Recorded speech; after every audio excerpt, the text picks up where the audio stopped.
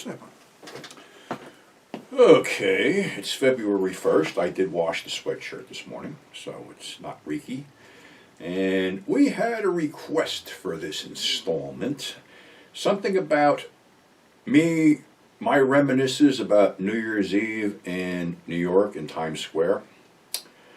Well, to be honest, I only did that a couple of times for the simple reason that we found out due to like friends getting really fucked up in car accidents and shit like that, that it probably was a lot safer, and it became a lot safer just to run a house party and just collect everybody's car keys when they showed up.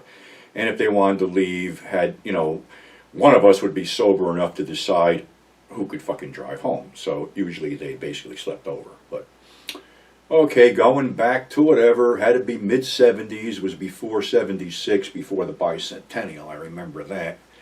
So, of course, you're primed for all this shit. Now, of course, back then, New Year's Eve started, like, in the afternoon. So, my problem was that I had been drinking steadily since about, I don't know, 4:30, 5 o'clock, something like that. So, when the guys decided to make their decision about what we're going to do and go to New York, I was pretty much half in the bag. So, it wound up, it was Big Al, Matt, and Jimmy. 4 of us.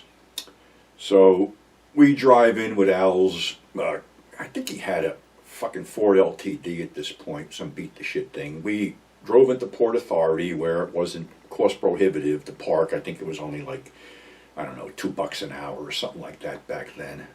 I think going through the tunnel was $3 then. I'm not exactly sure, but it was cheap. It isn't the fucking, I don't know, it's $25 now, I think. So anyway, we park in Port Authority. And of course, being that I'd been drinking, I was going to indulge in the time-honored tradition of over the side, which, no, you're not going to do this. It's fucking New Year's Eve. There's people down there. Don't be a jerk-off. Use the fucking restroom. Well, the thing was in Port Authority, where they had a big restroom on the main floor and a big restroom on the mezzanine, they had side restrooms up by the parking garages on certain levels, which became offices for male hustlers, which would become a problem because I walk in to take a leak, there's somebody standing there, I turn around, this guy's got his fly down, wiggling something at me and asking if I'm interested. Well, of course, my reaction was to punch him out. And that led to somebody else running in, obviously this guy's manager or pimp or whatever, and he goes after me. Then Big Al comes in, slams this guy against the fucking wall, punches him out. By then, I've already kicked this guy to the floor because now I'm fucking pissed. And, you know, we don't go for shit like that. But then it was like, okay, let's get out of here because we don't need the fucking cops. So we left that area. And if you watch a movie called 40 Deuce with Kevin Bacon, I think it was by Paul Morrissey, you'll understand what I'm talking about, that these guys had little offices in fucking restrooms. Really weird and fucking creepy. But anyway, we're going to go downstairs and join the show. So, unlike today, where you're basically standing in like cattle fucking carts or whatever those fucking mazes are, where you can't drink anything, you can't smoke anything, you basically can't do anything, and I don't know how anybody takes a leak if they're out there all night in the fucking freezing cold. But this was like Party City, and you could walk around openly smoking weed, have a fucking bottle of liquor or a bottle of beer in your hand, and nobody was going to fucking stop you. So, of course, tooling down 42nd Street, buying a bottle, passing it around. I light up a joint. All of a sudden, I got like 7 fucking friends around me, and that joint just disappears in no time. So, you know, of course, made the rounds, had to go to Club 44 and see Nino and wish him a Happy New Year and have a couple drinks there. So, you know, you do the whole thing, and it's like, yeah, a bunch of camaraderie and shit like that, but you also had to watch out for pickpockets and muggers, and the cops were patrolling heavily on horses so they could see, you know, what was going on, and if somebody fucking acted up the wrong way, they got their skull cracked. That's the way it was. So, all right, so we're hanging out, you know, the ball drops, maybe we're hanging out an hour after the ball drops, and it's like, okay, you can only drink so much, smoke so much, and like I said, I had been fucked up since about 4:30, 5 o'clock that afternoon, so I was absolutely, positively feeling no fucking pain whatsoever. So, all right, let's get the fuck out of here, go back to Jersey. So it's about 2 o'clock, we go to get the car, and there's something wrong. Nobody's moving. There's a line to get out, but nobody's moving. So Matt goes, I'm going to go fucking see what's going on. This is bullshit.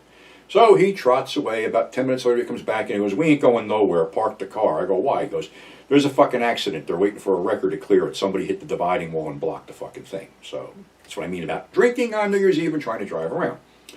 So what are we going to do? So I blurt out, let's go bowling. And for those of you who don't know, there's actually a bowling alley in Port Authority on the top level. So, okay, we decide to go bowling. So we pay for the lane, whatever, change the fucking shoes, and I'm all teed up to ready, and I got my fingers in the ball, and I go to swing back, and I go to swing, and I can't release the fucking ball. I do a belly flop on the aisle, slide down, and my head is this far from the fucking pins. Of course, this didn't go over well with anybody working there, and there's a whole big to-do. Al comes over and drags me off and puts me in the seat and says, don't fucking move, don't do shit. Here's what you were drinking, sit there and just drink that and let us bowl. So basically that's what I did. So a couple hours of that and we went back and pretty much the wreck was clear and we went back to Jersey and of course we hit the Linford Lounge that opened 7 o'clock in the morning for an eye-opener. So yeah, not terribly exciting, but you know, like I said, did that a couple times and basically decided it was better to just run a house party where you could basically drink, smoke, and do whatever the fuck you want and have a bunch of laughs without worrying whether you're going to get killed on the way home. Like I said, today I don't get it because who'd want to stand around in the fucking freezing cold watching a ball drop where your actual balls do drop in the freezing cold.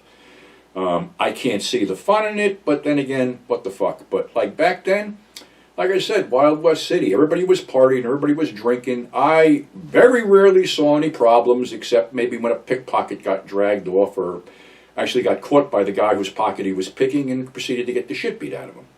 So, yeah, that's my New Year's Eve thing. You know, like I said, did it once or twice. It was okay, but like I said, got expensive, you know, walking around to bars because prices went up on New Year's Eve, too. That was another thing. So, yeah, here we are, February 1st. We're in a blizzard situation here out in good old Ohio. Really can't do shit, so I figured I'd shoot this video for you and then go do something else for the rest of the day.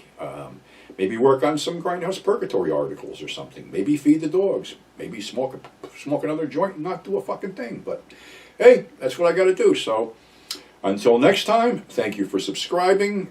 If you actually have something you want me to talk about, you know, or discuss, or try to come up with something, or a film you want me to elaborate on, feel free to send me suggestions. I'm an open book. If I can accommodate you, by all means I will. So until then, stay safe, mask up, don't do anything stupid, and we'll see you on the flip side. We're out of here.